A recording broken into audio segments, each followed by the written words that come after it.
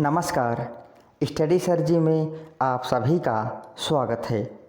आज हम इस वीडियो में एनसीईआरटी की कक्षा 8वीं की हिंदी पाठ्य पुस्तक वसंत भाग 3 के छठे पाठ भगवान के डाकिए इस पाठ के सारांश एवं भावार्थ को पढ़ेंगे।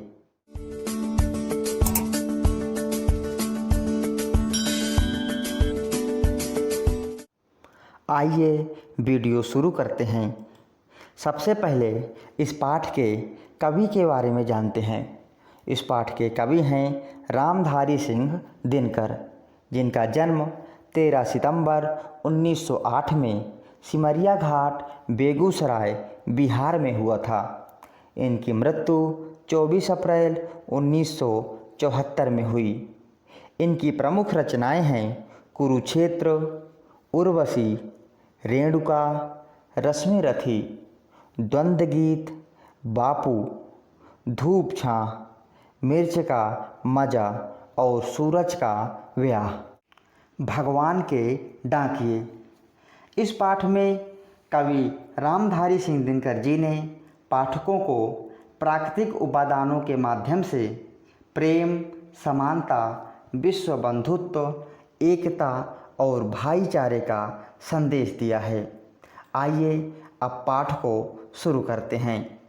पक्षी और बादल ये भगवान के डाकिए हैं जो एक महादेश से दूसरे महादेश को जाते हैं। हम तो समझ नहीं पाते हैं, मगर उनकी लाई चिट्ठियाँ पेड़, पौधे, पानी और पहाड़ बाँचते हैं। प्रस्तुत पंक्तियों में कवि ने पक्षी और बादल को भगवान का डाकिया बताया है। डाकिया जो किसी भी व्यक्ति का भेजा हुआ संदेश दूसरे व्यक्ति तक पहुंचाता है, उसी प्रकार कवि ने यहाँ पर भगवान के डाकिए के रूप में बादल और पक्षियों को बताया है, जो एक महादेश का संदेश दूसरे महादेश तक पहुंचाते हैं। हम तो समझ ही नहीं पाते हैं, मगर उनकी लाई चिट्ठियाँ पेड़, पौधे, पानी और पहाड़ बाँचता है। मनुष्य इसलिए नहीं समझ पाता है क्योंकि मनुष्य की जो सोच है, जो उनके विचार हैं, वो बहुत ही संकीर्ण हैं। लेकिन भगवान की भेजी हुई चिट्ठियों को अर्थात संदेशों को पेड़, पौधे, पानी, पहाड़ आदि समझ जाते हैं और पूरे धरती को ईश्वर के भेजे हुए संदेश को सुनाते हैं। अर्थात बादल और पक्षी कभी भी किसी भी प्रकार का भेदभाव नहीं करते हैं। बादल समान रूप से हर जगह बारिश करते हैं। आइए पाठ के अगली पंक्तियों को पढ़ते हैं।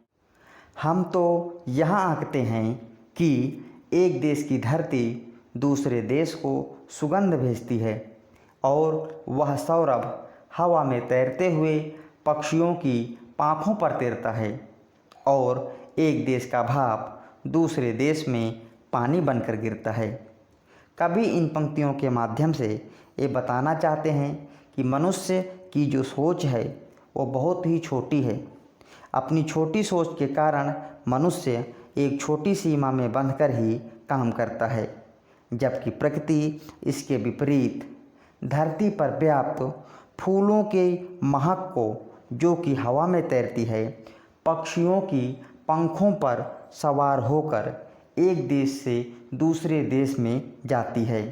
अर्थात कहने का तात्पर्य यह है, फूलों की सुगंध, सौरभ अर्थात सुगंध, फूलों की सुगंध जो कि एक देश से दूसरे देश में पक्षियों की पाँखों पर सवार होकर जाता है।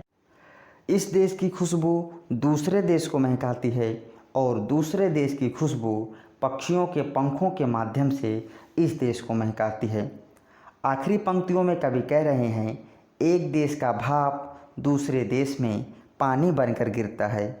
अर्थात इस देश का भाप जो कि बादलों के माध्यम से दूसरे देश में बरसात के माध्यम से पानी बनकर गिरता है। इंसानों की तरह बादल एक सीमा में नहीं बंधे रहते और ना ही अपने और पराये का भेदभाव करते हैं। पेड़, पानी, बादल और पहाड़ पूरी धरती को ही अपना समझते हैं और किसी भी प्रकार की संकीर्णता में ना रहने का संदेश देते हैं। आइए अब इस पाठ के कठिन शब्दों को देखते हैं। डाकिये, संदेश देने वाला, महादेश, विशाल देश, चिट्ठियाँ, पत्र, बाँचना, पढ़ना, आँकना, अनुमान लगाना, सुगंध, खुशबू, तिरता, तैरता, भाप, वाष्प, पाँख, पंख पर, सौरव, सुगंध अथवा सुबास। आइए अब इस पाठ के सार को पढ़ते हैं। भगवान के डाकिये कविता में कवि रामधारी सिंह दिनकर जी ने पक्षी और बादलों को भगवान के डाकिये कहा है। ये एक देश से उड़कर दूसरे देश तक जाते हैं और ख़ास संदेशों का आदान प्रदान करते हैं।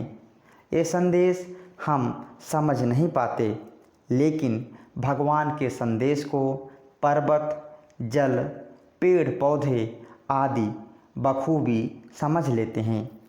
रामधारी सिंह दिनकर जी ने यहाँ हमें प्रकृति की महानता के बारे में बताया है। हम तो धरती को सीमाओं में बांट लेते हैं, लेकिन प्रकृति के लिए सब एक समान है। इसलिए एक देश की धरती अपनी सुगंध दूसरे देश को भेजती है। ये सुगंध पक्षियों के पंखों पर बैठकर वहाँ फैलती है और एक देश की भाप दूसरे देश में पानी बनकर बरस जाती है। हमें भी मानवता और प्रेम की भावना को बढ़ावा देना चाहिए। यह सुंदर कविता इसी भाव को लेकर लिखी गई है। तो इस प्रकार हमने भगवान के डाकिये इस पाठ को पढ़ लिया है। आशा करता हूँ आपको यह वीडियो पसंद आएगी। यदि अभी तक आपने हमारे चैनल को सब्सक्राइब नहीं किया है तो कृपया हमारे चैनल को सब्सक्राइब करें और हमारे चैनल के साथ बने रहें। वीडियो देखने के लिए बहुत बहुत धन्यवाद।